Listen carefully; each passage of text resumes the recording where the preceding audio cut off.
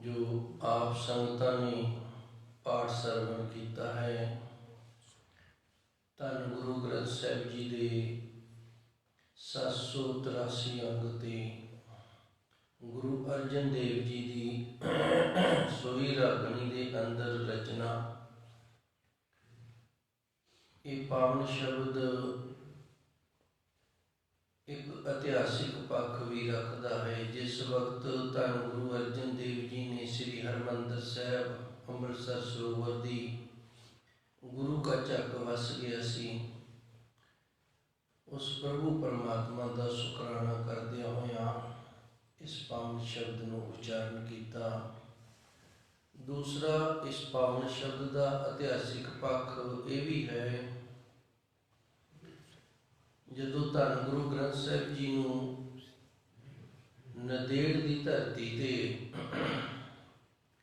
गुरु गोबिंद सिंह महाराज जी ने गुरता गद्दी बख्शिश की सी। अरदास बेनती करके उपरंत जदों हुक्मनामा लिया सी ते यही फरमान उदों भी आया सी, अब चल नगर गोबिंद का, अब चल नगर गोबिंद गुरु का। फिर अब चल फरमान आउण दे नाल ही इस अस्थान नूं अब चल नगर कहन लग गए। इस नूं असीं हजूर साहिब आख दिंदे हां। सो ये दो इतिहासिक पक्ष ने इस पावन शब्द के अर्थ ने, जो गुरबाणी दे ये सारे ही अध्यात्मिक ने, परमार्थ देने हैं, स्वार्थ का कोई नहीं। जितने भी अर्थ ने सारे परमार्थ दे हैं। मुक्ति दे नाल, नाम दी दात, प्रभु परमात्मा की प्राप्ति, सच का मार्ग, हरि मार्ग, गुरु मार्ग की खोज, अपने अंदर उस प्रभु को खोजना, ये सारा अध्यात्मिक ज्ञान गुरबाणी सानू बख्शिश करती है। पावन शब्द दियां विचारां प्रारंभ करन तो पहला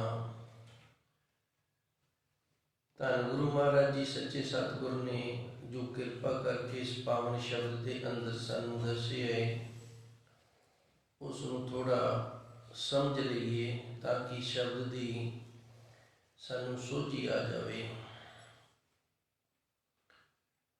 जितने भी मनुख ने, असी सारे जितने भी धरती ते मनुखा शरीर धारण करके आए हैं, सारे एक नाल दे नहीं है। आए उस प्रभु तो हाँ, नूर उस वैगुरु का है, जिमें गुरबाणी हामी भरती है।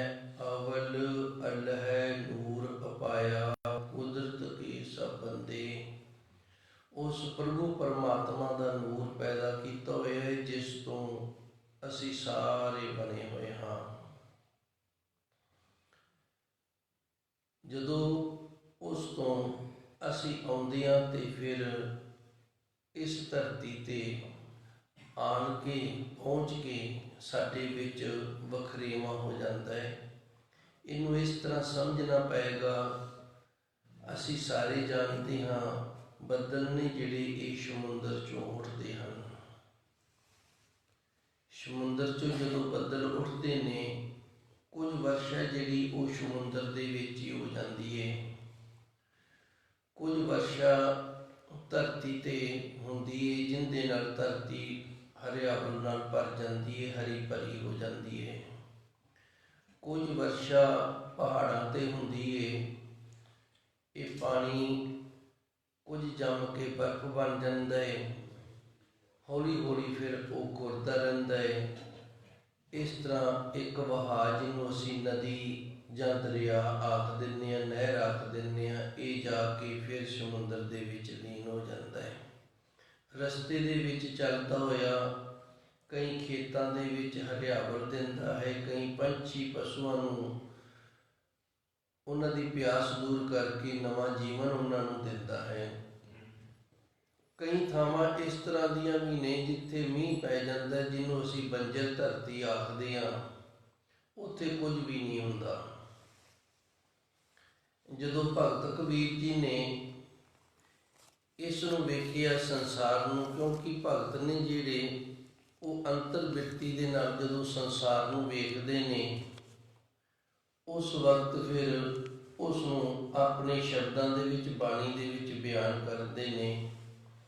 ਭਗਤ ਕਬੀਰ ਜੀ ਨੇ ਇਸ ਨੂੰ ਇਸ ਤਰ੍ਹਾਂ ਬਿਆਨ ਕੀਤਾ, ਕਬੀਰ ਨਿਰਮਲ ਬੂੰਦ ਆਕਾਸ਼ ਕੀ, ਪਰਗੀ ਭੂਮ ਬਕਾਰ। ਭਗਤ ਜੀ ਕਹਿੰਦੇ ਨੇ ਜਦੋਂ ਬੱਦਲ ਦੇ ਵਿੱਚੋਂ ਨਿਕਲੀ ਸੀ ਬੂੰਦ, ਉਦੋਂ ਤਾਂ ਨਿਰਮਲ ਸੀ, ਤੇ ਫਿਰ ਬਕਾਰ ਕਦੋਂ ਹੋ ਗਈ? ਜਦੋਂ ਬੰਜਰ ਧਰਤੀ ਤੇ ਪੈ ਗਈ। ਤੇ ਇਹਦੀ ਫਿਰ ਉੱਥੇ ਸੰਗਤ ਮਿਲਣ ਕਰਕੇ ਨਾ ਮਾੜੀ ਧਰਤੀ ਦੀ, ਜਿਸ ਕਰਕੇ ਫਿਰ ਇਹ ਬਕਾਰ ਹੋ ਗਈ, ਇਹ ਵਿਅਰਥ ਦੇ ਵਿੱਚ ਚਲੀ ਗਈ ਹੈ। ਅਗਲੀ ਤੁਕ ਦੇ ਵਿੱਚ ਫਿਰ ਦੱਸਦੇ ਨੇ, ਬਿਨ ਸੰਗਤ ਇਉ ਮਾਨਈ, ਹੋਏ ਗਈ ਪਟਸ਼ਾਰ। ਇਹਨੂੰ ਸੰਗਤ ਨਹੀਂ ਮਿਲੀ। ਜੇ ਇਹਨੂੰ ਸੰਗਤ ਮਿਲ ਜਾਂਦੀ ਨਾ, ਇਹ ਵੀ ਹਰਿਆਵਲ ਪੈਦਾ ਕਰ ਦਿੰਦੀ, ਜਾਂ ਇਹ ਬੂੰਦ ਵੀ, ਇਹ ਵਰਸ਼ਾ ਵੀ ਦਰਿਆ ਬਣ ਕੇ ਬਹਿ ਤੁਰਦਾ ਤੇ ਕਿਸੇ ਦੀ ਪਿਆਸ ਦੂਰ ਕਰਦਾ। ਇਹਨੂੰ ਸੰਗਤ ਨਹੀਂ ਮਿਲੀ। ਅਸੀਂ ਆਏ ਹਾਂ ਉਸ ਪਰਮਾਤਮਾ ਤੋਂ, ਜਨਮ ਲਿਆ ਹੈ। ਜਿਸ ਤਰ੍ਹਾਂ ਦੀ ਸਾਨੂੰ ਸੰਗਤ ਮਿਲ ਗਈ ਹੈ, ਉਸ ਤਰ੍ਹਾਂ ਦੇ ਅਸੀਂ ਹੋ ਗਏ ਹਾਂ। ਕੁਝ ਗੁਰਮੁਖ ਪਿਆਰੇ ਇਸ ਤਰ੍ਹਾਂ ਦੇ ਨੇ, ਜਿਵੇਂ ਭੱਟਾਂ ਨੇ ਰਚਨਾ ਕੀਤੀ ਹੈ, ਧੰਨ ਗੁਰੂ ਅਰਜਨ ਦੇਵ ਜੀ ਦੀ ਵਡਿਆਈ ਕੀਤੀ ਹੈ। ਤੈਤੋ ਜਨਮਤ ਬ੍ਰਹਮ ਪਛਾਣਿਆ। ਭਗਤ ਕਹਿੰਦੇ ਨੇ ਗੁਰੂ ਅਰਜਨ ਦੇਵ ਜੀ ਨੂੰ, ਤੁਸੀਂ ਤਾਂ ਜਨਮ ਤੋਂ ਹੀ ਬ੍ਰਹਮ ਗਿਆਨੀ ਹੋ, ਤੁਸੀਂ ਤਾਂ ਜਨਮ ਤੋਂ ਹੀ, ਅਵਤਾਰ ਤੋਂ ਹੀ ਉਸ ਬ੍ਰਹਮ ਦੀ ਪਛਾਣ ਕਰ ਲਈ। ਇਹ ਬੱਦਲ ਦਾ ਉਹ ਵਰਸ਼ਨਾ ਹੈ ਜਿਹੜਾ ਸਮੁੰਦਰ ਤੋਂ ਉੱਠਿਆ ਤੇ ਸਮੁੰਦਰ ਦੇ ਵਿੱਚ ਹੀ ਲੀਨ ਹੈ, ਉਸ ਦੇ ਵਿੱਚ ਜਨਮ ਤੋਂ ਹੀ ਲੀਨ ਨੇ। ਤੇ ਜਿਹੜਾ ਧਰਤੀ ਦੇ ਉੱਤੇ ਬੱਦਲ ਦਾ ਵਰਸ਼ਨ ਹੈ, ਜਿਸ ਦੇ ਨਾਲ ਹਰਿਆਵਲ ਬਣਦੀ ਏ, ਇਹ ਉਹ ਹੈ। ਕੁਝ ਗੁਰਮੁਖ ਪਿਆਰੇ ਨੇ, ਜਨ ਆਮਨ ਕਾ ਏ ਸੁਆਓ, ਜੇ ਪ੍ਰਸਾਦ ਚਿਤ ਆਵੇ ਨਾਓ। ਉਹ ਧਰਤੀ ਤੇ ਇਸ ਵਾਸਤੇ ਹੁੰਦੇ ਨੇ ਕਿ ਸਾਡੇ ਸੁੱਕੇ ਹਿਰਦਿਆਂ ਨੂੰ ਹਰਿਆਵਲ ਦੇ ਦੇਣ। ਸਾਡੇ ਸੁੱਕਿਆਂ ਹਿਰਦਿਆਂ ਦੇ ਵਿੱਚ ਪ੍ਰਭੂ ਪਰਮਾਤਮਾ ਦਾ ਗਿਆਨ ਨਾਮ ਦੇ ਕੇ ਸਾਨੂੰ ਹਰਿਆਵਲ ਦੀ ਦਾਤ ਪ੍ਰਾਪਤ ਹੋ ਜਾਵੇ। ਜਿਹੜੇ ਪਹਾੜਾਂ ਤੇ ਵਰਸਣੇ ਨੇ, ਉਹ ਇਸ ਤਰ੍ਹਾਂ ਨੇ, ਜਿਵੇਂ ਪਹਾੜਾਂ ਤੇ ਵਰਸ਼ਾ ਹੋਈ ਹੈ ਤੇ ਪਾਣੀ ਦਾ ਵਹਿਣ ਤੁਰਿਆ ਹੀ ਰਹਿੰਦਾ ਹੈ, 12 ਮਾਸਾ ਇਹ ਚੱਲਦਾ ਹੀ ਰਹਿੰਦਾ ਹੈ। ਜਦੋਂ ਥੁੜ ਪੈਂਦੀ ਹੈ, ਪਿੱਛੋਂ ਹੋਰ ਫਿਰ ਮੀਂਹ ਪੈ ਜਾਂਦਾ ਹੈ, ਹੋਰ ਬਰਫ਼ ਜੰਮ ਜਾਂਦੀ ਹੈ, ਖੁਰਨ ਲੱਗ ਜਾਂਦੀ ਹੈ, ਹੋਰ ਪਾਣੀ ਦਾ ਵਹਾਅ ਬਣ ਜਾਂਦਾ ਹੈ। ਇਹ ਇਸ ਤਰ੍ਹਾਂ ਜਿਵੇਂ ਧੰਨ ਗੁਰੂ ਅਰਜਨ ਦੇਵ ਜੀ ਨੇ ਸਾਡੇ ਤੇ ਕਿਰਪਾ ਕਰਕੇ ਸਾਨੂੰ ਗੁਰਬਾਣੀ ਦਾ ਪ੍ਰਵਾਹ ਦਿੱਤਾ ਹੈ। ਗੁਰਬਾਣੀ ਵੀ ਸਾਡੇ ਅੰਦਰ ਦੀ ਪਿਆਸ ਨੂੰ ਬੁਝਾਉਂਦੀ ਹੈ, ਸਾਡੇ ਤੇ ਕਿਰਪਾ ਕਰਦੀ ਹੈ, ਰਹਿਮਤ ਕਰਦੀ ਹੈ। ਧੰਨ ਗੁਰੂ ਮਹਾਰਾਜ ਜੀ ਦੀ ਬਾਣੀ ਦੇ ਲੜ ਲੱਗਿਆਂ ਮਨ ਨੂੰ ਹਰਿਆਵਲ ਮਿਲਦੀ ਹੈ। ਮਨ ਜਿਹੜਾ ਇਹ ਸਕੂਨ ਦੇ ਵਿੱਚ ਰਹਿੰਦਾ ਹੈ, ਉਸ ਪ੍ਰਭੂ ਪਰਮਾਤਮਾ ਦੇ ਨਾਮ ਨੂੰ ਜਪਦਾ ਹੈ। ਤੇ ਭਾਈ ਜਿਹੜੀ ਬੂੰਦ ਹੁਣ ਬੰਜਰ ਧਰਤੀ ਦੇ ਵਿੱਚ ਪੈ ਗਈ ਹੈ, ਉਹ ਫਿਰ ਪੱਠ ਸਾਰ ਹੋ ਗਈ ਹੈ ਨਾ, ਪੱਠ ਦੀ ਸੁਆਹ ਵਰਗੀ ਹੋ ਗਈ ਹੈ, ਕਿਸੇ ਵੀ ਕੰਮ ਨਹੀਂ ਆਈ। ਇਹ ਜਿਨ੍ਹਾਂ ਨੂੰ ਮਾੜੀ ਸੰਗਤ ਮਿਲ ਜਾਂਦੀ ਹੈ, ਫਿਰ ਉਹਨਾਂ ਦਾ ਜੀਵਨ ਹੈ ਜਿਹੜਾ ਉਹ ਇਸ ਤਰ੍ਹਾਂ ਸੁਭਾਅ ਹੋ ਜਾਂਦਾ ਹੈ। ਸੰਗਤ ਮਾੜੀ ਕਿਵੇਂ ਮਿਲ ਗਈ? ਪਰਿਵਾਰ ਇਸ ਤਰ੍ਹਾਂ ਦਾ ਮਿਲ ਗਿਆ, ਪਰਿਵਾਰ ਠੀਕ ਨਹੀਂ ਹੈਗਾ, ਨਸ਼ੇੜੀ ਹੈ, ਘਰ ਦੇ ਵਿੱਚ ਅਨੇਕ ਪ੍ਰਕਾਰ ਦੇ ਨਸ਼ੇ ਪ੍ਰਿਆਈਆਂ ਨੇ, ਜਿਸ ਦਾ ਫਿਰ ਮਨੁੱਖ ਦੇ ਬੱਚੇ ਦੇ ਉੱਤੇ ਬੜਾ ਪ੍ਰਭਾਵ ਪੈਂਦਾ ਹੈ, ਗਲਤ ਅਸਰ ਪੈਂਦਾ ਹੈ। ਜਾਂ ਪਿੰਡ 'ਚੋਂ ਮਾੜੀ ਸੰਗਤ ਮਿਲ ਗਈ, ਮਾੜੀ ਸੰਗਤ ਮਿਲਣ ਕਰਕੇ ਗੁਰੂ ਵਾਲਾ ਨਾ ਹੋਇਆ ਗਿਆ, ਗੁਰੂ ਦੇ ਲੜ ਨਾ ਲੱਗਿਆ ਗਿਆ, ਗੁਰੂ ਦੀਆਂ ਵਿਚਾਰਾਂ, ਗੁਰੂ ਦੀ ਬਾਣੀ ਨੂੰ ਨਾ ਸਰਵਣ ਕੀਤਾ ਗਿਆ, ਤੇ ਇਹ ਫਿਰ ਵਿਅਰਥ ਦੇ ਵਿੱਚ ਚਲਾ ਗਿਆ। ਸੋ ਧੰਨ ਗੁਰੂ ਮਹਾਰਾਜ ਜੀ ਸੱਚੇ ਸਤਿਗੁਰ ਦੀ ਜੋ ਬਾਣੀ ਹੈ, ਇਹ ਬਾਣੀ ਦਾ ਜਿਹੜਾ ਪ੍ਰਵਾਹ ਹੈ, ਇਹਦੇ ਅੰਦਰ ਜਿਹੜੇ ਗੁਰਮੁਖ ਪਿਆਰੇ ਇਸ਼ਨਾਨ ਕਰ ਲੈਂਦੇ ਨੇ, ਜਿਹੜੇ ਬਾਣੀ ਪੜ੍ਹਦੇ ਨੇ, ਸੁਣਦੇ, ਵਿਚਾਰਦੇ ਨੇ, ਉਹ ਆਪਣਾ ਜੀਵਨ ਸਫਲ ਕਰ ਲੈਂਦੇ ਨੇ। ਬਾਣੀ ਦੀ ਵਡਿਆਈ ਕਰਦੀ ਹੋਏ ਗੁਰੂ ਮਹਾਰਾਜ ਜੀ ਸੱਚੇ ਸਤਿਗੁਰ ਕਿਰਪਾ ਕਰਦੇ ਨੇ। ਬਾਣੀ ਉਚਰੇ ਸਾਧ ਜਨ, ਜਿਹੜੇ ਸਾਧੂ ਜਨ ਨੇ ਉਹ ਬਾਣੀ ਪੜ੍ਹਦੇ ਨੇ, ਅੰਮਿਓ ਚੱਲੇ ਝਰਨੇ, ਜਿਵੇਂ ਝਰਨੇ ਧਰਤੀ ਚੋਂ ਆਪੇ ਫੁੱਟਦੇ ਨੇ ਨਾ, ਫਿਰ ਇਹਨਾਂ ਦੇ ਅੰਦਰੋਂ ਨਾਮ ਰਸ ਦਾ ਝਰਨਾ ਫੁੱਟ ਪੈਂਦਾ ਹੈ। ਬਾਣੀ ਉਚਰੇ ਸਾਧ ਜਨ, ਅੰਮਿਓ ਚੱਲੇ ਝਰਨੇ, ਪੇਖ ਦਰਸ਼ਨ ਨਾਨਕ ਜੀਵਿਆ, ਮਨ ਅੰਦਰ ਧਰਨੇ। ਫਿਰ ਗੁਰਬਾਣੀ ਦੇ ਗਿਆਨ ਨੂੰ ਮਨ ਦੇ ਅੰਦਰ ਧਾਰਨ ਕਰ ਲਿਆ ਜਾਂਦਾ ਹੈ, ਜਿਸ ਕਰਕੇ ਜੀਵਨ ਦੀ ਸਫਲਤਾ ਹੀ ਹੋ ਜਾਂਦੀ ਹੈ। ਧੰਨ ਗੁਰੂ ਮਹਾਰਾਜ ਜੀ ਸੱਚੇ ਸਤਿਗੁਰੂ ਨੇ ਅੱਜ ਦੇ ਪਾਵਨ ਫਰਮਾਨ ਦੇ ਵਿੱਚ ਉੱਚੇ ਤੇ ਸੁੱਚੇ ਜੀਵਨ ਵਾਲੇ ਗੁਰਮੁਖ ਪਿਆਰੇ ਦੀ ਵਡਿਆਈ ਕੀਤੀ ਹੈ। ਅਬਚਲ ਨਗਰ ਗੋਬਿੰਦ ਗੁਰੂ ਕਾ, ਇਹ ਜਿਹੜਾ ਸਰੀਰ ਹੈ ਨਾ, ਇਹਦੇ ਵਿੱਚ ਜਦੋਂ ਮਨ ਦਾ ਟਿਕਾਉ ਬਣ ਜਾਂਦਾ ਹੈ ਤੇ ਫਿਰ ਇਹ ਬੇਗਮਪੁਰਾ ਸ਼ਹਿਰ ਕੋ ਨਾਉ, ਬਿਨਾ ਗਮ ਤੋਂ ਹੋ ਜਾਂਦਾ ਹੈ। ਬੇਗਮ ਪੂਰਾ, ਬਿਨਾ ਗਮ ਤੋਂ, ਇਹਦੇ 'ਚ ਗਮ ਕੋਈ ਨਹੀਂ ਰਹਿੰਦਾ। ਅਬ ਚੱਲ, ਇਹ ਫਿਰ ਚੱਲਦਾ ਨਹੀਂ ਹੈਗਾ, ਅਚਲ ਹੋ ਜਾਂਦਾ ਹੈ। ਜਦੋਂ ਅਚਲ ਹੋ ਜਾਂਦਾ ਹੈ ਤੇ ਉਸ ਅਚਲ ਦੇ ਵਿੱਚ ਇਹ ਸਮਾ ਜਾਂਦਾ ਹੈ। ਅਬ ਚੱਲ ਨਗਰ ਗੋਬਿੰਦ ਗੁਰੂ ਕਾ, ਮੇਰੇ ਅਕਾਲ ਪੁਰਖ ਵਾਹਿਗੁਰੂ ਦਾ ਜਿਹੜਾ ਬੈਕੁੰਠ ਹੈ, ਮੇਰੇ ਸੱਚੇ ਸਤਿਗੁਰ ਦਾ ਜੋ ਸੱਚਖੰਡ ਹੈ, ਇਹ ਅਚਲ ਹੈ। ਮੇਰਾ ਪ੍ਰਭ ਅਬਨਾਸੀ ਹੈ, ਨਾਸ ਤੋਂ ਰਹਿਤ ਹੈ।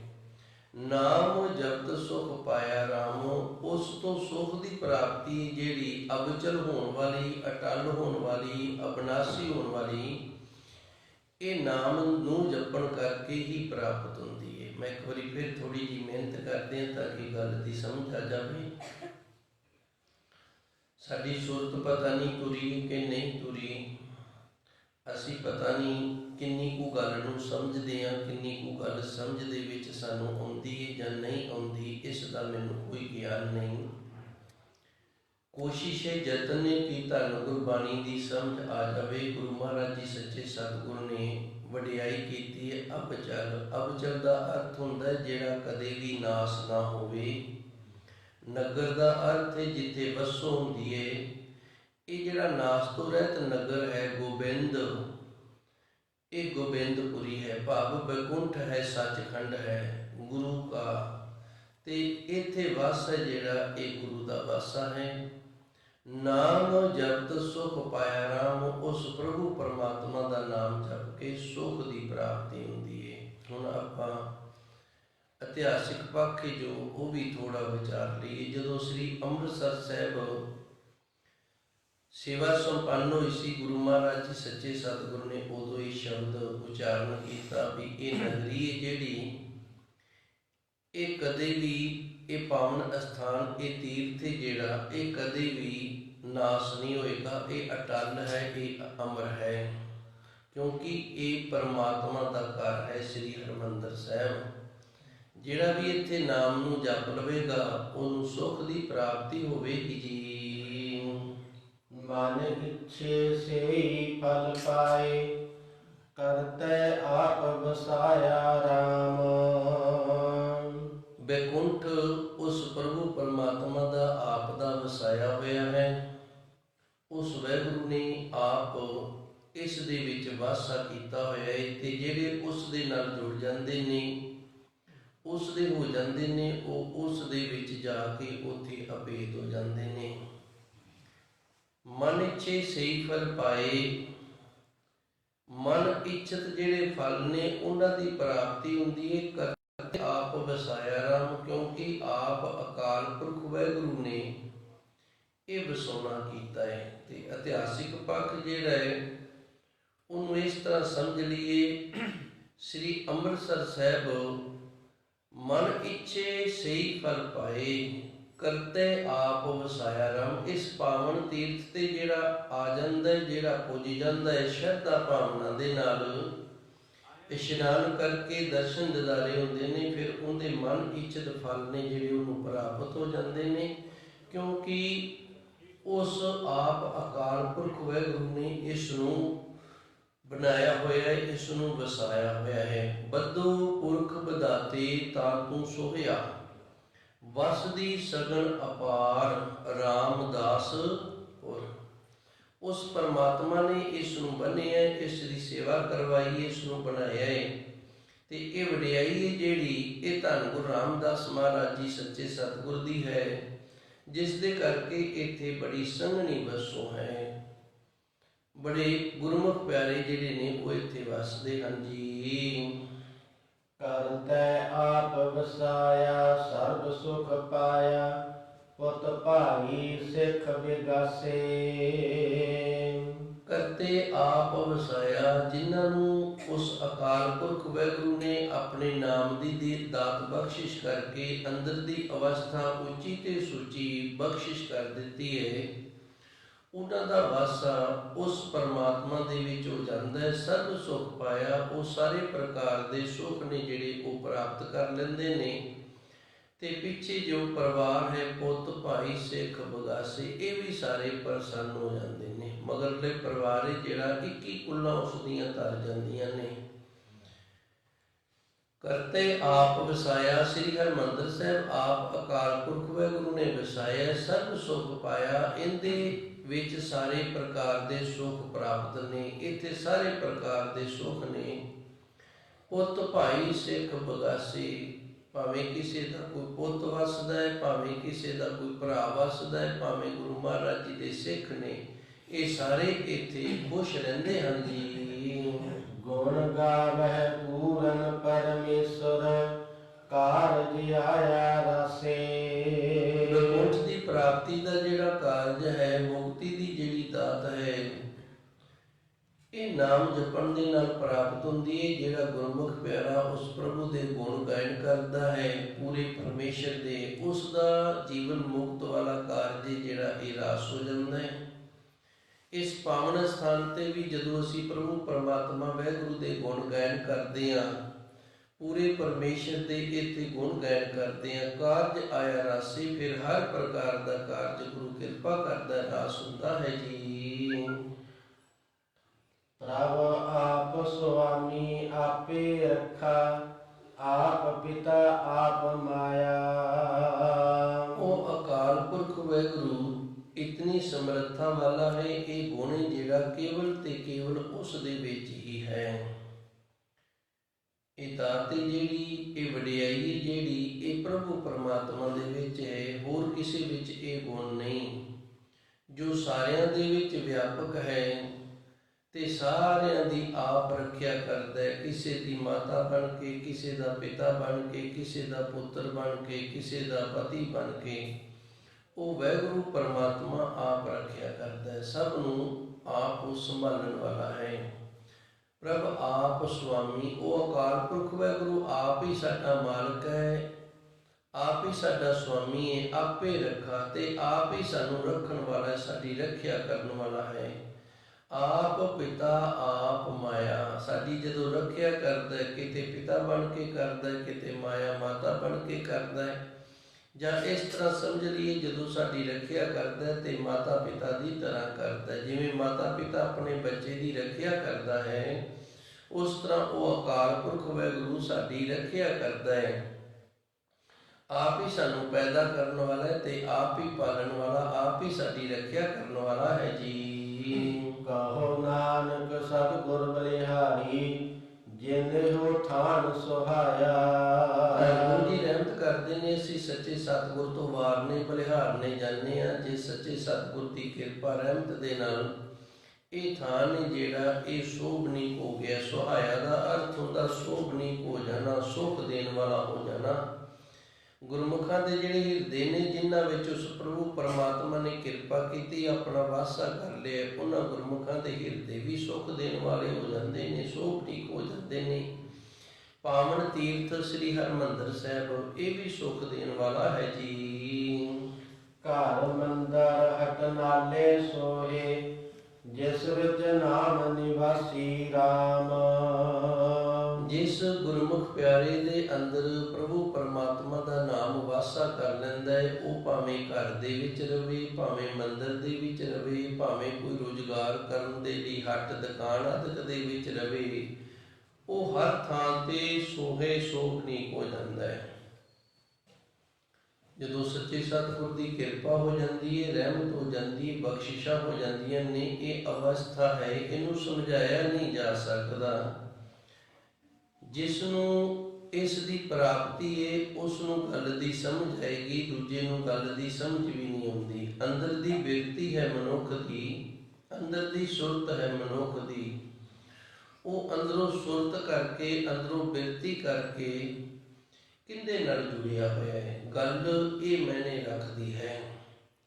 ਇੱਕ ਸ਼ਾਸਤਰ ਹੈ ਜਿਸ ਦਾ ਨਾਮ ਹੈ ਬਿਰਤੀ ਪ੍ਰਭਾਕਰ। ਇਸ ਬਿਰਤੀ ਪ੍ਰਭਾਕਰ ਦੇ ਵਿੱਚ ਮਨੁੱਖ ਦੀਆਂ ਜਿਹੜੀਆਂ ਬਿਰਤੀਆਂ ਨੇ ਇਹਨਾਂ ਦੇ ਬਾਬਤ ਬੜਾ ਗਿਆਨ ਦਿੱਤਾ, ਬੜਾ ਖੁਲਾਸਾ ਦਿੱਤਾ ਹੈ। ਮਨੁੱਖ ਜਿਹੜਾ ਉਸ ਪ੍ਰਭੂ ਦੇ ਨਾਲ ਸਾਂਝ ਵੀ ਬਿਰਤੀ ਦੇ ਨਾਲ ਹੀ ਬਣਾ ਸਕਦਾ ਹੈ। ਅਸੀਂ ਬਾਣੀ ਪੜ੍ਹਦੇ ਹਾਂ, ਕਥਾ ਕਰ ਰਹੇ ਹਾਂ, ਕਥਾ ਸੁਣ ਰਹੇ ਹਾਂ, ਇਹ ਮੈਨੇ ਤਾਂ ਹੀ ਰੱਖਦੀ ਏ ਜੇ ਸਾਡੀ ਬਿਰਤੀ ਸ਼ੁੱਧ ਹੈ। ਜੇ ਸਾਡੀ ਬਿਰਤੀ ਸ਼ੁੱਧ ਨਹੀਂ ਤੇ ਫਿਰ ਇਤਨੀ ਸਾਡੇ ਤੇ ਕਿਰਪਾ ਨਹੀਂ ਹੁੰਦੀ ਜਿਤਨੀ ਦੀ ਸਾਨੂੰ ਲੋੜ ਹੈ। ਬਾਣੀ ਪੜ੍ਹ ਰਹੇ ਹਾਂ, ਸਿਮਰਨ ਕਰ ਰਹੇ ਹਾਂ, ਸੇਵਾ ਕਰ ਰਹੇ ਹਾਂ, ਅੰਦਰੋਂ ਬਿਰਤੀ ਜਿਹੜੀ ਬਿਰਤੀ ਦੇ ਵਿੱਚ ਵਕਾਰ ਚੱਲ ਰਹੀ ਹੈ, ਬਿਰਤੀ ਵਿੱਚ ਬੁਰਿਆਈ ਚੱਲ ਰਹੀ ਹੈ, ਤੇ ਫਿਰ ਇਹ ਇਸੇ ਤਰ੍ਹਾਂ ਹੀ ਕੋਈ ਫਾਲੇ ਅਸੀਂ ਉਹਨੂੰ ਉੱਤੋਂ ਬੜਾ ਸੰਭਾਲ ਕੇ ਰੱਖੀ ਜਾਂਦੇ ਹਾਂ ਤੇ ਕੁਦਰਤੀ ਤੌਰ ਤੇ ਉਹ ਅੰਦਰੋਂ ਗਲਣਾ ਸ਼ੁਰੂ ਹੋ ਗਿਆ। ਹੁਣ ਜਦੋਂ ਅੰਦਰੋਂ ਗਲਣਾ ਸ਼ੁਰੂ ਹੋ ਗਿਆ ਤੇ ਗਲਦਾ ਇਹ ਫਾਲੇ ਜਿਹੜਾ ਇਹ ਬਾਹਰ ਤੱਕ ਆ ਜਾਵੇਗਾ, ਬਾਹਰੋਂ ਵੀ ਗਲਣ ਲੱਗ ਜਾਏਗਾ। ਹੁਣ ਇਹਦਾ ਕੀ ਇਲਾਜ ਕਰਾਂਗੇ? ਜੇ ਬਾਹਰੋਂ ਗਲੇ ਨਾ ਤੇ ਉਹਨੂੰ ਕਰਦ ਦੇ ਨਾਲ ਵੱਢ ਕੇ ਸੱਟ ਦਿੱਤਾ ਜਾਂਦਾ ਵੀ ਇੰਨਾ ਕੁ ਗਲਿਆ, ਲਾ ਲਓ, ਬਾਕੀ ਦਾ ਕੰਮ ਦਾ ਹੈ ਨਾ। ਤੇ ਕਈ ਫਲ ਇਸ ਤਰ੍ਹਾਂ ਦੇ ਹੁੰਦੇ ਨੇ, ਉਹਨਾਂ ਦੇ ਅੰਦਰ ਕੀੜਾ ਜਾਂ ਕੋਈ ਹੋਰ ਬਿਮਾਰੀ ਪੈ ਜਾਂਦੀ, ਉਹ ਅੰਦਰੋਂ ਗਲਣੇ ਸ਼ੁਰੂ ਹੋ ਜਾਂਦੇ ਨੇ। ਉੱਤੋਂ ਵੇਖਣ ਨੂੰ ਬੜੇ ਸਾਫ਼ ਲੱਗਦੇ ਨੇ, ਜਦੋਂ ਚੀਰੀਦੇ ਨੇ ਨਾ ਤੇ ਅੰਦਰੋਂ ਉਹ ਬੇਕਾਰ ਨਿਕਲਦੇ ਨੇ। ਹੁਣ ਇਹਦਾ ਕੀ ਇਲਾਜ ਕਰੇ? ਇਹਦਾ ਕੋਈ ਇਲਾਜ ਹੀ ਨਹੀਂ ਹੈਗਾ। ਜਿਹੜਾ ਅੰਦਰੋਂ ਹੀ ਖਾਣਾ ਸੀ ਤੇ ਅੰਦਰੋਂ ਹੀ ਇਹ ਸਾਰਾ ਗਲ ਗਿਆ। ਬਸ ਇਸੇ ਤਰ੍ਹਾਂ ਅਸੀਂ ਆਪਣੇ ਆਪ ਨੂੰ ਸਮਝ ਲਈਏ, ਜਿਹੜੀ ਸਾਡੀ ਬਿਰਤੀ ਹੈ, ਜੇ ਅੰਦਰੋਂ ਬਿਰਤੀ ਗਲਣ ਵਾਲੀ ਹੈ, ਬੁਰਾਈਆਂ ਵਾਲੀ ਹੈ, ਵਕਾਰਾਂ ਵਾਲੀ ਹੈ, ਤੇ ਸਰੀਰ ਦੀ ਜਿਹੜੀ ਸਫਾਈ ਹੈ, ਸਰੀਰ ਦੀ ਜਿਹੜੀ ਸੁੱਭ ਹੈ ਨਾ, ਇਹ ਥੋੜ੍ਹੇ ਦਿਨਾਂ ਦੀ ਹੈ। ਹੌਲੀ ਹੌਲੀ ਇਹ ਵੀ ਬਾਹਰ ਆ ਜਾਣੀ ਹੈ, ਇਹਨੇ ਵੀ ਗਲਣਾ ਸ਼ੁਰੂ ਹੋ ਜਾਣਾ ਹੈ। ਸੋ ਧੰਨ ਗੁਰੂ ਮਹਾਰਾਜ ਜੀ ਸੱਚੇ ਸਤਿਗੁਰੂ ਇੱਥੇ ਵੀ ਕਿਰਪਾ ਕਰਦੇ ਨੇ, ਸਾਨੂੰ ਇਹੀ ਦੱਸਦੇ ਨੇ ਜਿਹੜੇ ਗੁਰਮੁਖ ਪਿਆਰਿਆਂ ਦੀ ਬਿਰਤੀ ਅੰਦਰੋਂ ਪਵਿੱਤਰ ਹੋ ਗਈ ਹੈ, ਸ਼ੁੱਧ ਹੋ ਗਈ ਹੈ, ਉਹ ਜੇ ਆਪਣੇ ਘਰ ਦੇ ਵਿੱਚ ਰਹਿੰਦੇ ਨੇ ਸ਼ੁੱਧ ਬਿਰਤੀ ਕਰਕੇ, ਫਿਰ ਉਹ ਸੁਚੇਤ ਰਹਿੰਦੇ ਨੇ, ਮੰਦਰ 'ਚ ਬੈਠੇ ਹੋਏ ਨੇ, ਇੱਥੇ ਵੀ ਉਹ ਸੁੱਧ ਨੇ, ਪਵਿੱਤਰ ਨੇ। ਜੇ ਕਿਤੇ ਕੋਈ ਆਪਣਾ ਕਾਰੋਬਾਰ ਕਰਦੇ ਨੇ, ਹੱਟ ਨਾਲੇ ਦਾ ਅਰਥ ਹੁੰਦਾ ਦੁਕਾਨ ਕਰਨੀ। ਅਸੀਂ ਉਪਜੀਵਕਾ ਵਾਸਤੇ ਜੋ ਵੀ ਕਰਦੇ ਆ ਨਾ, ਉੱਥੇ ਵੀ ਉਹ ਗੁਰਮੁਖ ਪਿਆਰੇ ਹੀ ਨੇ। ਇਹ ਨਹੀਂ ਵੀ ਦੁਕਾਨ ਤੇ ਜਾ ਕੇ ਬੇਈਮਾਨ ਹੋ ਗਏ ਨੇ ਤੇ ਦਰਬਾਰ ਸਾਹਿਬ ਜਾਣ ਕੇ ਸ਼ੁੱਧ ਹੋ ਗਏ ਨੇ, ਫਿਰ ਉਹ ਇਸ ਤਰ੍ਹਾਂ ਨਹੀਂ ਹੁੰਦੇ। ਸੋਹੇ ਉਹ ਸੋਹਣੀ ਲੱਗਣਗੇ ਉਸ ਪ੍ਰਭੂ ਪਰਮਾਤਮਾ ਨੂੰ ਹਰ ਕਾਰਜ ਵਿਹਾਰ ਕਰਦੇ। ਕਿਉਂ? ਉਹਨਾਂ ਦੀ ਬਿਰਤੀ ਅੰਦਰੋਂ ਸ਼ੁੱਧ ਹੋ ਗਈ ਹੈ, ਬਿਰਤੀ ਪਵਿੱਤਰ ਹੋ ਗਈ, ਜਿਸ ਵਿੱਚ ਨਾਮ ਨਿਵਾਸੀ ਰਾਮ, ਜਿਸ ਗੁਰਮੁਖ ਪਿਆਰੇ ਦੇ ਵਿੱਚ ਨਾਮ ਨੇ ਵਾਸਾ ਕੀਤਾ ਹੋਇਆ ਹੈ, ਜਿਸ ਗੁਰਮੁਖ ਪਿਆਰੇ ਦੇ ਅੰਦਰ ਨਾਮ ਨੇ ਵਾਸਾ ਕੀਤਾ ਹੋਇਆ ਹੈ ਨਾ, ਉਹ ਹਰ ਥਾਂ ਤੇ ਸੋਹਣਾ ਹੈ। ਤੇ ਇਤਿਹਾਸਿਕ ਪਾਖੇ ਘਰ ਮੰਦਰ ਗੁਰੂ ਮਹਾਰਾਜ ਜੀ ਦੇ ਮਹਿਲ ਸਨ, ਹੋਰ ਗੁਰਮੁਖ ਪਿਆਰਿਆਂ ਨੇ ਵਸਣ ਵਾਸਤੇ ਹਰਿਮੰਦਰ ਸਾਹਿਬ ਘਰ ਬਣਾਏ ਸਨ। ਮੰਦਰ ਸ੍ਰੀ ਹਰਿਮੰਦਰ ਸਾਹਿਬ ਹੈ, ਹੱਟ ਨਾਲੇ ਗੁਰੂ ਕਾ ਬਾਜ਼ਾਰ ਵੀ ਹੈ। ਸੋ ਇਹ ਸਾਰੇ ਸ਼ੋਭਨੀਕ ਹੁੰਦੇ ਨੇ ਜਿਸ ਵਿੱਚ ਨਾਮ ਨਿਵਾਸੀ ਰਾਮ, ਕਿਉਂਕਿ ਜਿਸ ਦੇ ਵਿੱਚ ਨਾਮ ਨੇ ਵਾਸਾ ਕਰ ਲਿਆ, ਨਾਮ ਦੀ ਬਰਕਤ ਕਰਕੇ ਸਾਰੇ ਸ਼ੋਭਨੀਕ ਹਨ ਜੀ। ਸੰਤ ਭਗਤ ਹਰ ਨਾਮ ਆਰਾਧੈ, ਕਟਿਐ ਜਮ ਕੀ ਫਾਸੀ ਰਾਮ। ਧੰਨ ਗੁਰੂ ਜੀ ਰਹਿਮਤ ਕਰਦੇ ਨੇ। ਸੰਤ ਜੋ ਪਹੁੰਚ ਗਏ ਭਗਤ, ਜਿਸ ਦੀ ਭਾਵਨਾ ਜਿਹੜੀ ਉਹ ਚੱਲ ਰਹੀ ਹੈ। ਗਤ ਦਾ ਅਰਥ ਹੁੰਦਾ ਚੱਲਣਾ, ਤੇ ਭੱਬਾ ਜਿਹੜਾ ਇਹਦੇ ਤੋਂ ਭਾਵਨਾ ਲਈ ਹੈ। ਜਦੋਂ ਅਸੀਂ ਭਾਵਨਾ ਇਹ ਬਣਾ ਲਈ ਵੀ ਅਸੀਂ ਪਰਮਾਤਮਾ ਦੇ ਤੱਕ ਪਹੁੰਚਣਾ ਹੈ, ਤੇ ਇਹ ਭਾਵਨਾ ਜਿਹੜੀ ਹੈ ਇਸ ਨੂੰ ਭਾਗ ਲੱਗ ਗਏ ਨੇ, ਫਿਰ ਉਹ ਭਗਤ ਹੋ ਗਏ। ਗਤ ਦਾ ਅਰਥ ਹੁੰਦਾ ਚੱਲਣਾ, ਗਤੀ ਕਰਨਾ। ਇਹ ਹਿੰਦੀ ਦਾ ਸ਼ਬਦ ਹੈ। ਆਪਾਂ ਪੰਜਾਬੀ ਦੇ ਵਿੱਚ ਕਹਿ ਦਿੰਦੇ ਹਾਂ ਚਾਲ ਬੜੀ ਇਸ ਦੀ, ਚੱਲਦਾ ਬੜਾ ਸੋਹਣਾ ਹੈ। ਉਹ ਕਹਿੰਦੇ ਨੇ ਗਤੀ ਬੜੀ ਸੋਹਣੀ ਕਰਦਾ ਹੈ। ਸੋ ਭੈ ਭਾਵਨਾ ਵਾਲਾ ਗਤ, ਜਿਸ ਦੀ ਭਾਵਨਾ ਵਾਲੀ ਚਾਲ ਹੋ ਗਈ ਹੈ ਨਾ, ਅੰਦਰ ਭਾਵਨਾ ਇਹ ਵੱਧ ਗਈ ਹੈ ਵੀ ਮੈਂ ਪਰਮਾਤਮਾ ਨੂੰ ਪ੍ਰਾਪਤ ਕਰਨਾ ਹੈ, ਵਾਹਿਗੁਰੂ ਨੂੰ ਪ੍ਰਾਪਤ ਕਰਨਾ ਹੈ, ਤੇ ਭਾਵਨਾ ਨੂੰ ਭਾਗ ਲੱਗ ਗਏ ਨੇ, ਫਿਰ ਉਹ ਭਗਤ ਹੋ ਗਏ। ਸੰਤ ਭਗਤ ਹਰ ਨਾਮ ਅਰਾਧ ਹੈ, ਪੂਜਿਆ ਹੋਇਆ ਵੀ ਤੇ ਪਵਿੱਤਰ ਭਾਵਨਾ ਕਰਕੇ ਪ੍ਰਭੂ ਪਰਮਾਤਮਾ ਦੇ ਨਾਲ ਜੁੜਿਆ ਹੋਇਆ ਵੀ ਹਰੀ ਦਾ ਨਾਮ ਹੈ ਜਿਹੜਾ ਉਸ ਦੀ ਅਰਾਧਨਾ ਕਰਦਾ ਹੈ। ਕੱਟੀਏ ਜਮ ਕੀ ਫਾਸੀ ਰਾਮ, ਇਸ ਤਰ੍ਹਾਂ ਫਿਰ ਜਮਾਂ ਦੀਆਂ ਜਿਹੜੀਆਂ ਫਾਸੀਆਂ ਨੇ ਨਾ, ਇਹ ਕੱਟੀਆਂ ਜਾਂਦੀਆਂ ਹਨ ਜੀ। ਕਾਟੀ ਜਮ ਫਾਸੀ ਪ੍ਰਭ ਅਵਨਾਸੀ, ਹਰ ਹਰ ਨਾਮ ਧਿਆਏ। ਧੰਨ ਗੁਰੂ ਜੀ ਰਹਿਮਤ ਕਰਦੇ ਨੇ, ਜਮਾਂ ਦੀ ਫਾਸੀ ਕਾਟੀ, ਕੱਟ ਦਿੱਤੀ। ਪ੍ਰਭ ਅਵਨਾਸੀ, ਉਸ ਪ੍ਰਭੂ ਪਰਮਾਤਮਾ ਨੇ ਜੋ ਨਾਸ ਤੋਂ ਰਹਿਤ ਹੈ। ਹਰ ਹਰ ਨਾਮ ਧਿਆਏ, ਤੇ ਕੱਟੀ ਕਿਵੇਂ ਹੈ? ਵਾਹਿਗੁਰੂ ਵਾਹਿਗੁਰੂ ਨਾਮ ਜਪਣਾ ਕੀਤਾ ਹੈ ਜੀ। ਸਗਲ ਸਮਗਰੀ ਪੂਰਨ ਹੋਈ, ਮਨ ਇੱਛੇ ਫਲ ਪਾਏ। ਮਨੁੱਖ ਦੇ ਪਾਸ ਜਿਤਨਾ ਕੁਝ ਮਰਜ਼ੀ ਹੋਵੇ, ਜਦੋਂ ਤੱਕ ਉਸ ਦੇ ਅੰਦਰ ਸਬਰ ਨਹੀਂ, ਸੰਤੋਖ ਨਹੀਂ, ਤੇ ਉਹਦਾ ਕੁਝ ਵੀ ਪੂਰਾ ਨਹੀਂ, ਉਹ ਅਧੂਰਾ ਹੈ। ਜਦੋਂ ਤੱਕ ਮਨੁੱਖ ਦੇ ਅੰਦਰ ਸਬਰ ਨਹੀਂ, ਸੰਤੋਖ ਨਹੀਂ, ਉਦੋਂ ਤੱਕ ਉਹ ਮਨੁੱਖ ਹੈ ਜਿਹੜਾ ਕਿਤਨੀ ਵੀ ਦੌਲਤ ਦਾ, ਕਿਤਨੇ ਵੀ ਪਦਾਰਥਾਂ ਦਾ ਮਾਲਕ ਹੋਵੇ, ਤੇ ਉਹ ਊਣਾ ਹੈ, ਪੂਰਨ ਨਹੀਂ ਹੈਗਾ। ਜਦੋਂ ਸੰਤੋਖ ਆ ਗਿਆ, ਸਬਰ ਆ ਗਿਆ, ਤੇ ਫਿਰ ਕੁਝ ਵੀ ਨਹੀਂ, ਤੇ ਫਿਰ ਵੀ ਉਹ ਭਰਿਆ ਹੋਇਆ ਹੈ। ਸਗਲ ਸਮਗਰੀ ਪੂਰਨ ਹੋਈ, ਇਸ ਤਰ੍ਹਾਂ ਉਸ ਪ੍ਰਭੂ ਪਰਮਾਤਮਾ ਦੀ ਕਿਰਪਾ ਦੇ ਨਾਲ ਸੰਤੋਖ ਆ ਜਾਂਦਾ ਹੈ ਨਾਮ ਜਪਦਿਆਂ ਨੂੰ, ਤੇ ਸਾਰੇ ਪਦਾਰਥਾਂ ਦੀ ਆਪਣੇ ਆਪ ਹੀ ਗੁਰੂ ਦੀ ਰਹਿਮਤ ਕਿਰਪਾ ਦੇ ਨਾਲ ਪੂਰਨਤਾ ਹੀ ਹੋ ਜਾਂਦੀ, ਥੋੜ ਕੋਈ ਵੀ ਨਹੀਂ ਰਹਿੰਦੀ। ਮਨ ਇੱਛੇ ਫਲ ਪਾਏ, ਜੋ ਮਨ ਦੀ ਇੱਛਤ ਹੈ ਉਸ ਫਲ ਦੀ ਪ੍ਰਾਪਤੀ ਹੁੰਦੀ ਹੈ ਜੀ। ਸੰਤ ਸੱਜਣ ਸੁਖ ਮਾਨ ਹੈ ਰਲੀਆਂ, ਦੁਖ ਦਰਦ ਭ੍ਰਮ ਨਾਸੀ। ਸੰਤ ਸੱਜਣ, ਸੰਤ ਗੁਰੂ ਨੂੰ ਆਖਿਆ ਜਾਂਦਾ ਹੈ। ਗੁਰੂ ਮਹਾਰਾਜ ਜੀ ਸੰਤ ਸਰੂਪ ਨੇ। ਧੰਨ ਗੁਰੂ ਮਹਾਰਾਜ ਜੀ ਦੀ ਬਾਣੀ ਸੰਤ ਸਰੂਪ ਹੈ। ਉਸ ਪਰਮਾਤਮਾ ਦਾ ਰੂਪ ਉਹ ਸੱਜਣ, ਸ੍ਰੇਸ਼ਟ ਜਨ, ਗੁਰਮੁਖ ਪਿਆਰੇ, ਸੁਖ ਮਾਣੇ, ਇਹ ਸਾਰੇ ਹੁਣ ਸੁਖ ਦੀ ਪ੍ਰਾਪਤੀ ਵਾਲੇ ਨੇ, ਸੁਖ ਮਾਣਦੇ ਨੇ, ਸੁਖ ਦੇ ਵਿੱਚ ਸਾਰਿਆਂ ਦੇ ਨਾਲ ਰਲ ਮਿਲ ਕੇ ਰਹਿੰਦੇ ਨੇ। ਦੁੱਖ ਦਰਦ ਭ੍ਰਮ ਨਾਸੀ, ਦੁੱਖ ਦਰਦ ਭ੍ਰਮ ਨਾਸੀ। ਦੁੱਖ ਮਨੁੱਖ ਨੂੰ ਜੋ ਪਾਪ ਕਰਕੇ ਪ੍ਰਾਪਤ ਹੁੰਦਾ ਹੈ, ਉਹਨੂੰ ਦੁੱਖ ਆਖਿਆ ਜਾਂਦਾ ਹੈ। ਜਿਹੜਾ ਅਸੀਂ ਪਾਪ ਕੀਤਾ ਹੈ ਨਾ, ਜਿਹੜਾ ਗੁਨਾਹ ਕੀਤਾ ਹੈ, ਉਹ ਸਾਨੂੰ ਜਦੋਂ ਮੁੜ ਕੇ ਮਿਲਦਾ ਹੈ ਤੇ ਦੁੱਖ ਰੂਪ ਹੋ ਕੇ ਮਿਲਦਾ ਹੈ। ਤੇ ਦੁੱਖ ਜਿਹੜਾ ਇਹ ਇੱਕ ਪ੍ਰਕਾਰ ਦਾ ਨਹੀਂ, ਅਨੇਕ ਪ੍ਰਕਾਰ ਦਾ ਹੈ। ਮਾਨਸਿਕ ਦੁੱਖ ਹੈ, ਬੌਧਿਕ ਦੁੱਖ ਹੈ, ਸਰੀਰਕ ਦੁੱਖ ਹੈ, ਸਮਾਜਿਕ ਦੁੱਖ ਹੈ, ਅਨੇਕ ਪ੍ਰਕਾਰ ਦੇ ਦੁੱਖ ਨੇ। ਸਾਡਾ ਵਿਹਾਰਿਕ ਦੁੱਖ ਹੈ, ਜਿੱਥੇ ਅਸੀਂ ਕੰਮ ਕਰਦੇ ਹਾਂ ਨਾ, ਕਈ ਵਾਰੀ ਕੰਮ ਕਰਨਾ ਪੈਂਦਾ, ਮਜਬੂਰੀ ਹੈ, ਪਰ ਰਹਿੰਦੇ ਉੱਥੇ ਵੀ ਦੁਖੀ ਹਾਂ ਅਸੀਂ।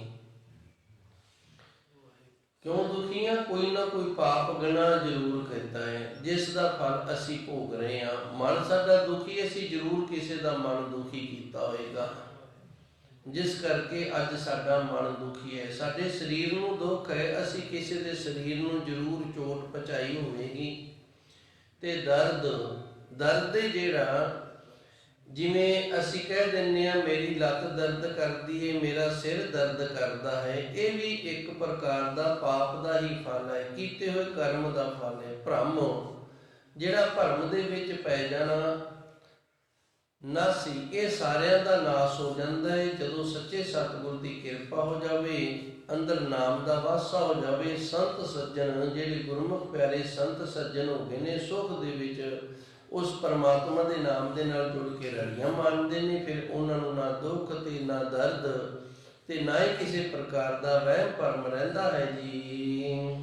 ਸ਼ਬਦ ਸਵਾਰੇ ਸਤਿਗੁਰ ਪੂਰੈ, ਨਾਨਕ ਸਦ ਬਲ ਜਾਸੀ। ਸਾਡਾ ਜਿਹੜਾ ਅੱਗਾ ਹੈ, ਇਹ ਸ਼ਬਦ ਨੇ ਸਵਾਰਨਾ ਹੈ, ਤੇ ਸ਼ਬਦ ਜਿਹੜਾ ਸਤਿਗੁਰ ਪੂਰੇ ਗੁਰੂ ਤੋਂ ਪ੍ਰਾਪਤ ਹੁੰਦਾ ਹੈ।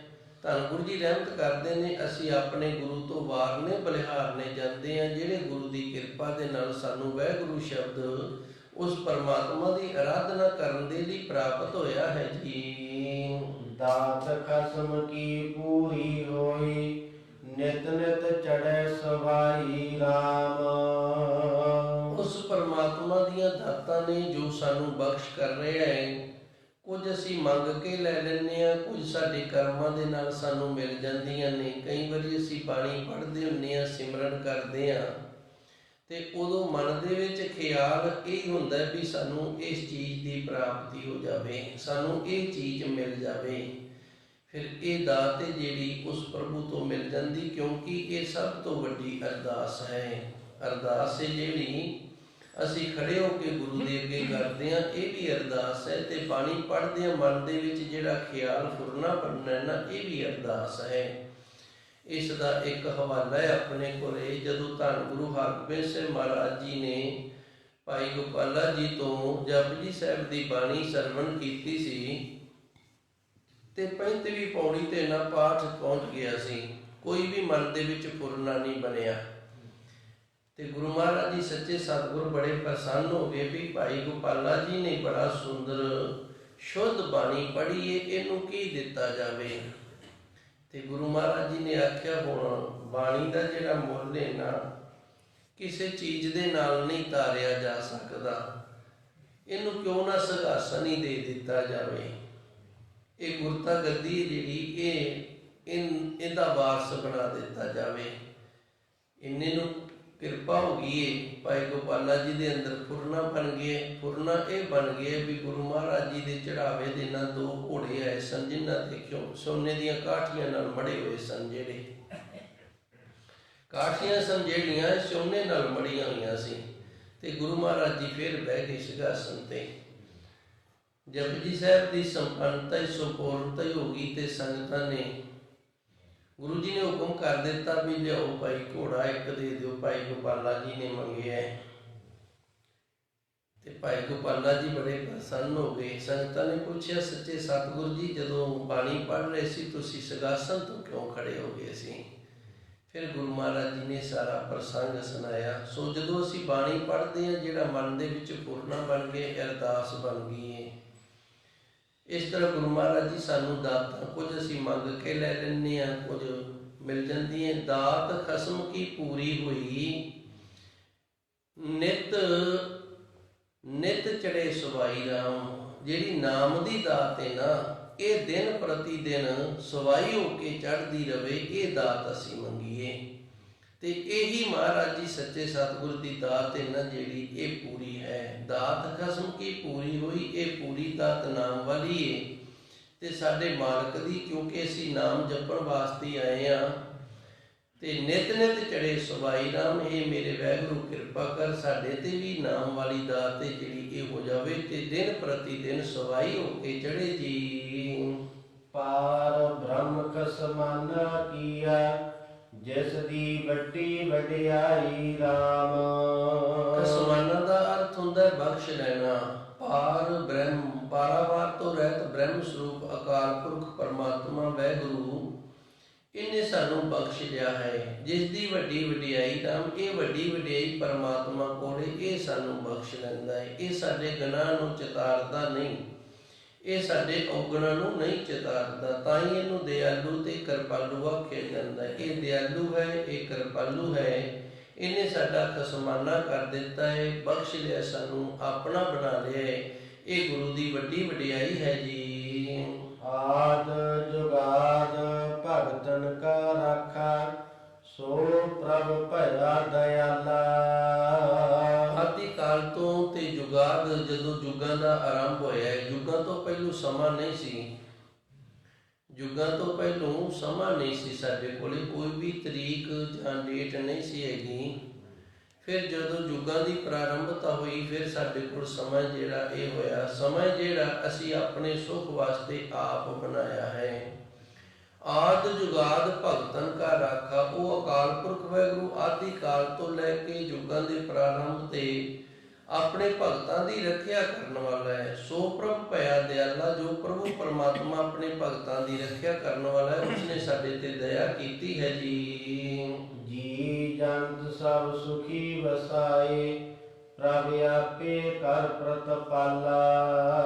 ਪ੍ਰਭੂ ਪਰਮਾਤਮਾ ਨੇ ਸਾਰੇ ਜੀਅ ਤੇ ਜੰਤ ਸੁਖ ਦੇ ਵਿੱਚ ਵਸਾਉਣੇ ਕੀਤੇ ਨੇ।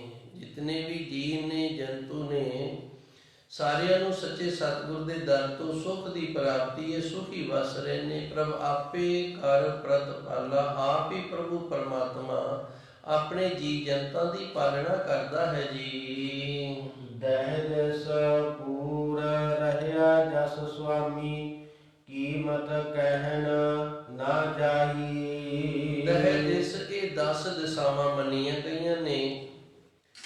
ਚੜ੍ਹਦਾ, ਛਿਪਦਾ, ਉੱਤਰ ਤੇ ਦੱਖਣ, ਇਹ 4 ਦਿਸ਼ਾਵਾਂ ਹੁੰਦੀਆਂ ਨੇ। ਇਹ 4 ਦਿਸ਼ਾਵਾਂ ਦੇ ਜਿਹੜੇ 4 ਕੋਣ ਨੇ ਉਹ ਨਾਲ ਗਿਣ ਲੈਂਦੇ ਨੇ, ਇਹ 8 ਹੋ ਜਾਂਦੇ ਨੇ। ਫਿਰ ਆਕਾਸ਼ ਤੇ ਪਤਾਲ ਲਾ ਕੇ ਨਾ 2 ਇਹ ਬਣ ਗਏ, ਇਹ 10 ਦਿਸ਼ਾਵਾਂ ਮੰਨੀਆਂ ਗਈਆਂ ਨੇ। ਦਹਿ ਦਿਸ ਪੂਰ ਰਹਾ ਜਸ ਸੁਆਮੀ। ਸੋ ਕਹਿਣ ਤੋਂ ਭਾਵ ਭਈ ਸਾਰੀ ਧਰਤੀ ਦੇ ਉੱਤੇ ਨਾ, ਜਿਵੇਂ ਅਸੀਂ ਆਲ ਵਰਲਡ ਕਹਿ ਦਿੰਦੇ ਆ, ਸਾਰੀ ਧਰਤੀ ਦੇ ਉੱਤੇ ਮੇਰੇ ਸੱਚੇ ਸਤਿਗੁਰ ਅਕਾਲ ਪੁਰਖ ਵਾਹਿਗੁਰੂ ਦਾ ਜਿਹੜਾ ਜਸ ਹੈ ਨਾ ਉਹ ਹੋ ਰਿਹਾ ਹੈ। ਕੀਮਤ ਕਹਿਣ ਨਾ ਜਾਈ। ਇਹ ਜਸ ਜਿਹੜਾ ਇਹ ਕਿਤਨਾ ਹੋ ਰਿਹਾ ਹੈ ਇਹ ਬਿਆਨ ਕਰਕੇ ਨਹੀਂ ਦੱਸਿਆ ਜਾ ਸਕਦਾ। ਜਸ ਹੋ ਰਿਹਾ ਹੈ, ਵਡਿਆਈ ਹੋ ਰਹੀ ਹੈ, ਪਰ ਇਸ ਦੀ ਕੀਮਤ ਹੈ ਜਿਹੜੀ ਇਹ ਬਿਆਨ ਕਰਕੇ ਨਹੀਂ ਦੱਸੀ ਜਾ ਸਕਦੀ ਹੈ ਜੀ। ਕਹੋ ਨਾਨਕ ਸਤਿਗੁਰ ਬਲਿਹਾਰੀ, ਜਿਨ ਅਵਚਲ ਨੀਵ ਰਖਾਈ। ਧੰਨ ਗੁਰੂ ਜੀ ਰਹਿਮਤ ਕਰਦੇ ਨੇ। ਅਸੀਂ ਸੱਚੇ ਸਤਿਗੁਰ ਤੋਂ ਵਾਰਨੇ ਬਲਿਹਾਰਨੇ ਜਾਂਦੇ ਹਾਂ, ਜਿਨ੍ਹਾਂ ਨੇ ਇਹ ਨਿਉਂ ਜਿਹੜੀ ਅਟਲ ਇੱਥੇ ਰਖਵਾਉਣੀ ਕੀਤੀ ਹੈ। ਇਹ ਸ਼ਬਦ ਦੇ ਨਾ ਮੈਂ ਇੱਕ ਵਾਰੀ ਫਿਰ ਦੱਸ ਦਿਆਂ। ਕੁਝ ਸੰਗਤਾਂ ਬਾਅਦ ਦੇ ਵਿੱਚ ਆਈਆਂ ਨੇ। 2-3 ਪੱਖ ਨੇ। 2 ਇਤਿਹਾਸਿਕ ਪੱਖ ਨੇ। ਇੱਕ ਸ੍ਰੀ ਹਰਿਮੰਦਰ ਸਾਹਿਬ ਦੀ ਜਦੋਂ ਸੇਵਾ ਸੰਪੰਨ ਹੋ ਗਈ ਸੀ, ਧੰਨ ਗੁਰੂ ਅਰਜਨ ਦੇਵ ਜੀ ਨੇ ਉਸ ਵਾਹਿਗੁਰੂ ਦਾ ਸ਼ੁਕਰਾਨਾ ਕਰਦਿਆਂ ਹੋਇਆਂ ਇਹ ਪਾਵਨ ਸ਼ਬਦ ਦੇ ਇਸ ਦੀ ਰਚਨਾ ਕੀਤੀ। ਜਦੋਂ ਅਸੀਂ ਉਸ ਪੱਖ ਨੂੰ ਲੈਂਦੇ ਹਾਂ, ਕਹੋ ਨਾਨਕ ਸਤਿਗੁਰ ਬਲਿਹਾਰੀ, ਤੇ ਫਿਰ ਇੱਥੇ ਸੱਚੇ ਸਤਿਗੁਰ ਧੰਨ ਗੁਰੂ ਰਾਮਦਾਸ ਜੀ ਨੇ ਉਹਨਾਂ ਨੇ ਇਸ ਦੀ ਨਿਉਂ ਰੱਖੀ ਸੀ। ਗੁਰੂ ਕਾ ਚੱਕ ਵਸਾਉਣਾ ਕੀਤਾ ਸੀ। ਸ੍ਰੀ ਅੰਮ੍ਰਿਤਸਰ ਸਾਹਿਬ ਦੀ ਖੁਦਾਈ ਉਹਨਾਂ ਨੇ ਸ਼ੁਰੂ ਕਰਵਾਈ ਸੀ।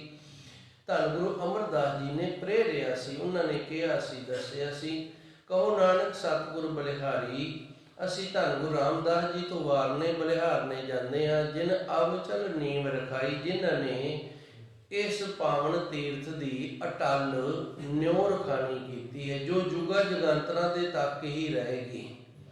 ਜਦੋਂ ਤੱਕ ਧਰਤੀ ਰਹੇਗੀ ਨਾ, ਉਦੋਂ ਤੱਕ ਇਹ ਨਿਉਂ ਜਿਹੜੀ ਇਸੇ ਤਰ੍ਹਾਂ ਹੀ ਰਹੇਗੀ। ਦੂਸਰਾ ਇਤਿਹਾਸਿਕ ਪੱਖ ਹੈ, ਜਦੋਂ ਧੰਨ ਗੁਰੂ ਗ੍ਰੰਥ ਸਾਹਿਬ ਜੀ ਨੂੰ ਗੁਰਤਾ ਗੱਦੀ ਦੀ ਦਾਤ ਧੰਨ ਗੁਰੂ 10ਵੇਂ ਪਾਤਸ਼ਾਹ ਨੇ ਬਖਸ਼ਿਸ਼ ਕੀਤੀ ਸੀ, ਉਦੋਂ ਧੰਨ ਗੁਰੂ ਗ੍ਰੰਥ ਸਾਹਿਬ ਜੀ ਦੇ ਜਿਹੜੇ ਅੰਗ ਨੇ ਨਾ ਇਹ 2000 ਤੋਂ ਕੁਝ ਉੱਪਰ ਹੋਇਆ ਕਰਦੇ ਸਨ। ਜਿਹੜੇ ਪ੍ਰਾਤਨ ਮਹਾਰਾਜ ਦੇ ਸਰੂਪ ਨੇ ਨਾ, ਜੇ ਕਿਤੇ ਆਪ ਜੀ ਨੂੰ ਦਰਸ਼ਨ ਕਰਨ ਨੂੰ ਮਿਲ ਜਾਣ ਤੇ ਉਹਨਾਂ ਦੇ ਅੰਗ ਨੇ ਜਿਹੜੇ ਉਹ 2000 ਦੇ ਨੇੜੇ ਹਨ, ਉੱਪਰ ਨੇ, ਘੱਟ ਨਹੀਂ ਹੈਗੇ। ਤੇ ਜਦੋਂ ਛਾਪਾ ਆ ਗਿਆ, ਛਾਪੇ ਦੇ ਨਾਲ ਪਹਿਲੋਂ ਲਿਖਾਈ ਕੀਤੀ ਜਾਂਦੀ ਸੀ। ਛਾਪੇ ਦੀ ਲਿਖਾਈ ਵਾਲੇ ਵੀ ਮਹਾਰਾਜ ਦੇ ਸਰੂਪ ਕਈਆਂ ਥਾਵਾਂ ਤੇ ਮੌਜੂਦ ਨੇ। ਉਸ ਤੋਂ ਉਪਰੰਤ ਫਿਰ ਮਸ਼ੀਨੀ ਆ ਗਿਆ। ਇਹ ਮਸ਼ੀਨੀ ਹੈ। ਉਹ ਪੱਥਰ ਦਾ ਛਾਪਾ ਸੀ। ਜਿਹੜੀ ਮੈਂ ਛਾਪੇ ਦੀ ਗੱਲ ਕੀਤੀ ਹੈ ਨਾ, ਉਹ ਪੱਥਰ ਦਾ ਛਾਪਾ ਸੀ। ਪੱਥਰ ਦੇ ਛਾਪੇ ਦੇ ਉੱਤੇ ਮੋਹਰ ਦੀ ਤਰ੍ਹਾਂ ਅੱਖਰ ਸਨ ਜਿਹੜੇ ਉਹ ਖੋਦੇ ਜਾਂਦੇ ਤੇ ਫਿਰ ਕਾਗਜ਼ਾਂ ਦੇ ਉੱਤੇ ਸ਼ਾਹੀ ਲਾ ਕੇ ਛਾਪਾ ਲਾਇਆ ਜਾਂਦਾ। ਉਹ ਉਹਨਾਂ ਨੂੰ ਪੜ੍ਹਨਾ ਬੜਾ ਔਖਾ ਸੀ। ਸ਼ਾਹੀ ਸੀ ਜਿਹੜੀ ਉਹ ਧੱਕੇ ਦੇ ਨਾਲ ਹੀ ਥੋੜ੍ਹੀ ਬਹੁਤ ਜਦੋਂ ਮੋਹਰ ਲਾਉਂਦੇ, ਛਾਪਾ ਲਾਉਂਦੇ, ਉਦੋਂ ਫੈਲ ਜਾਂਦੀ। ਰਹੋ ਵਿਚਾਰ।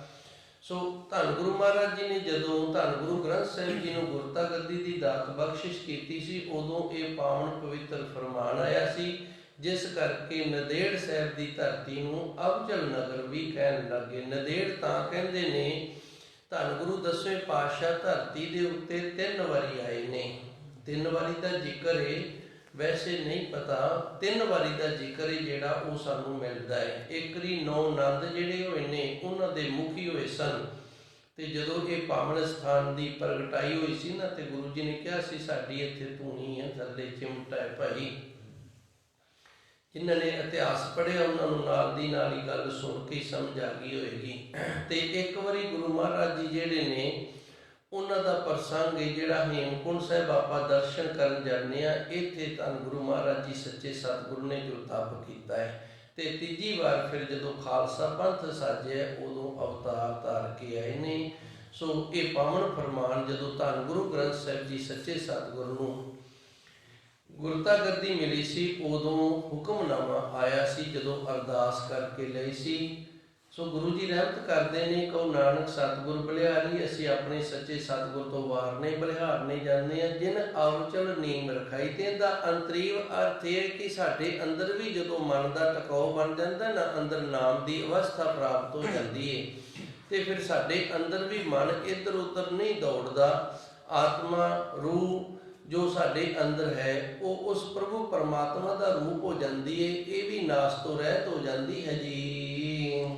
ਗਿਆਨ ਧਿਆਨ ਪੂਰਨ ਪਰਮੇਸ਼ਰ, ਹਰ ਹਰ ਕਥਾ ਨਿਤ ਸੁਣੀਐ ਰਾਮ।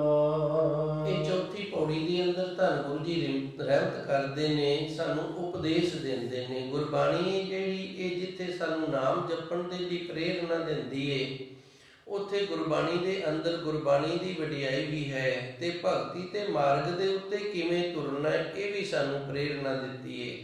ਸੋ ਗੁਰੂ ਜੀ ਇੱਥੇ ਸਾਨੂੰ ਪ੍ਰੇਰਨਾ ਦਿੰਦੇ ਨੇ, ਗਿਆਨ ਧਿਆਨ ਪੂਰਨ ਪਰਮੇਸ਼ਰ। ਗਿਆਨ ਪ੍ਰਾਪਤ ਕਰਨਾ, ਧਿਆਨ ਜਿਹੜਾ ਹੈ ਉਹ ਚਰਨਾਂ ਦੇ ਨਾਲ ਜੋੜ ਕੇ ਰੱਖਣਾ। ਜਿਹੜਾ ਗਿਆਨ ਪ੍ਰਾਪਤ ਕਰਨਾ ਉਹ ਕਾਹਦਾ ਕਰਨਾ ਹੈ? ਉਸ ਪ੍ਰਭੂ ਪਰਮਾਤਮਾ ਪਰਿਪੂਰਨ ਦਾ। ਤੇ ਧਿਆਨ ਹੈ ਜਿਹੜਾ ਗੁਰੂ ਦੇ ਚਰਨਾਂ ਦੇ ਵਿੱਚ ਜੋੜ ਕੇ ਰੱਖਣਾ ਹੈ। ਹਰ ਹਰ ਕਥਾ, ਇਹ ਹਰੀ ਅਕਾਲ ਪੁਰਖ ਵਾਹਿਗੁਰੂ ਦੀ ਕਥਾ ਹੈ। ਨਿਤ ਸੁਣੀਏ ਰਾਮ, ਇਹਨੂੰ ਅਸੀਂ ਨਿਤਾ ਪ੍ਰਤੀ ਸੁਣਨਾ ਹੈ ਜੀ। ਅਨਹਦ ਜੋਜ ਭਗਤ ਭਵ ਭੰਜਨ, ਅਨਹਦ ਬਾਜੇ ਧੁਨੀਐ ਰਾਮ। ਜਿਹੜੇ ਗੁਰਮੁਖ ਪਿਆਰੇ ਆਪਣੇ ਅੰਦਰੋਂ ਉਸ ਪ੍ਰਭੂ ਪਰਮਾਤਮਾ ਦੀ ਖੋਜ ਕਰਨ ਵਾਲਾ ਗਿਆਨ ਪ੍ਰਾਪਤ ਕਰਦੇ ਨੇ, ਸੱਚੇ ਸਤਿਗੁਰ ਦੇ ਚਰਨਾਂ ਦੇ ਨਾਲ ਜੁੜੇ ਰਹਿੰਦੇ ਨੇ। ਧਿਆਨ ਬਿਰਤੀ ਜਿਹੜੀ ਏ ਉਹ ਵਾਹਿਗੁਰੂ ਦੇ ਨਾਮ ਦੇ ਵਿੱਚ ਜੋੜ ਲੈਂਦੇ ਨੇ।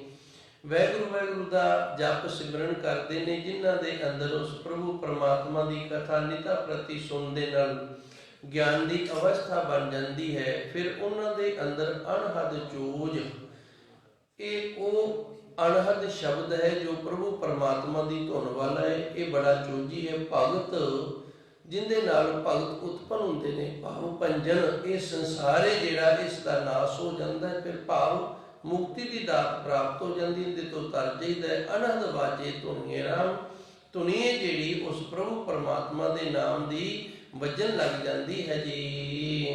ਅਨਹਦ ਝੁਨਕਾਰੇ ਤਤ ਵਿਚਾਰੇ, ਸੰਤ ਗੋਸ਼ਟ ਨਿਤ ਹੋਵੇ। ਜਿਨ੍ਹਾਂ ਦੇ ਅੰਦਰ ਅਨਹਦ ਝੁਨਕਾਰ ਚੱਲ ਪੈਂਦੀ ਹੈ, ਤਤ ਦੀ ਵਿਚਾਰ ਵਾਲੇ ਹੁੰਦੇ ਨੇ, ਸੰਤ ਗੋਸ਼ਟ ਨਿਤ ਹੋਵੇ, ਤੇ ਉਹ ਗੁਰਮੁਖ ਪਿਆਰੇ ਫਿਰ ਜਿਹੜਾ ਗਿਆਨ ਗੋਸ਼ਟੀ ਕਰਦੇ ਨੇ ਨਾ, ਉਹ ਸੰਤਾਂ ਦੇ ਨਾਲ ਕਰਦੇ ਨੇ। ਉਸ ਪ੍ਰਭੂ ਪਰਮਾਤਮਾ ਦੀਆਂ ਗਿਆਨ ਗੋਸ਼ਟੀਆਂ ਸੰਤਾਂ ਦੇ ਨਾਲ ਨਿਤ ਹੁੰਦੀਆਂ ਹਨ ਜੀ। ਹਰ ਨਾਮ ਅਰਾਧ ਹੈ, ਮੈਲ ਸਭ ਕੱਟ ਹੈ, ਕਿਲ ਵਿਖ ਸਗਲੇ ਖੂਬੈ।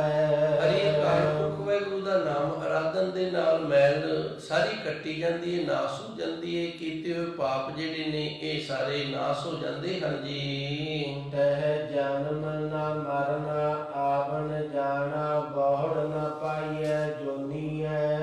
ਜਿਸ ਅਵਚਲ ਨਗਰ ਦੀ ਅਕਾਲ ਪੁਰਖ ਵਾਹਿਗੁਰੂ ਸੱਚੇ ਸਤਿਗੁਰੂ ਗੁਰੂ ਅਰਜਨ ਦੇਵ ਜੀ ਨੇ ਗੱਲ ਕੀਤੀ ਹੈ, ਹੁਣ ਉਸ ਦੀ ਵਡਿਆਈ ਕਰਦੇ ਨੇ। ਤਹਿ ਜਨਮ ਨਾ ਮਰਨਾ, ਉਹ ਅਵਚਲ ਨਗਰ ਜਿਹੜਾ ਜਦੋਂ ਦੀ ਪ੍ਰਾਪਤੀ ਹੋ ਜਾਂਦੀ ਹੈ ਤੇ ਫਿਰ ਉੱਥੇ ਜੰਮਣਾ ਤੇ ਮਰਨਾ ਨਹੀਂ ਹੁੰਦਾ। ਆਵਣ ਜਾਣਾ ਤੇ ਨਾ ਹੀ ਆਉਣਾ ਜਾਣਾ ਹੁੰਦਾ ਹੈ। ਬੌੜ ਨਾ ਪਾਈਏ ਜੋਨੀਏ, ਤੇ ਨਾ ਹੀ ਦੁਬਾਰਾ ਕਿਸੇ ਜੂਨ ਦੇ ਵਿੱਚ ਆਈਦਾ ਹੈ ਜੀ। ਨਾਨਕ ਗੁਰ ਪਰਮੇਸ਼ਰ ਪਾਇਆ, ਜਿਸ ਪ੍ਰਸਾਦ ਇੱਛ ਪੁੰਨੀ ਹੈ। ਧੰਨ ਗੁਰੂ ਦੀ ਕਿਰਪਾ ਦੇ ਨਾਲ ਪਰਮਾਤਮਾ ਰੂਪ ਗੁਰੂ ਦੀ ਪ੍ਰਾਪਤੀ ਹੋ ਜਾਂਦੀ ਏ, ਜਿਸ ਦੀ ਕਿਰਪਾ ਦੇ ਨਾਲ ਮਨੁੱਖ ਦੇ ਅੰਦਰ ਦੀਆਂ ਸਾਰੀਆਂ ਇੱਛਾਵਾਂ ਜਿਹੜੀਆਂ ਨੇ ਇਹ ਪੂਰੀਆਂ ਹੋ ਜਾਂਦੀਆਂ ਨੇ। ਇਤਨੀ ਕੁ ਸੇਵਾ ਸੰਗਤ ਨੇ ਪ੍ਰਵਾਨ ਕਰਨੀ। ਧੰਨ ਗੁਰੂ ਜੀ ਰਹਿਮਤ ਕਰਨ, ਕਿਰਪਾ ਕਰਨ। ਆਪ ਸੰਗਤਾਂ ਦਾ ਸਰਵਣ ਕੀਤਾ, ਦਾਸਰਿਆਂ ਦਾ ਵਿਚਾਰਿਆ, ਸੇਵਾ ਕੀਤੀ। ਗੁਰੂ ਦਰ ਤੇ ਹਾਜ਼ਰੀਆਂ ਦਰ ਪ੍ਰਵਾਨ ਹੋਣ। ਦੇਵੋ ਸੱਜਣ ਆਸੀਸ ਰੀਆ, ਜੋ ਹੋਏ ਸਹਿਬ ਸਿਉ ਮੇਲ।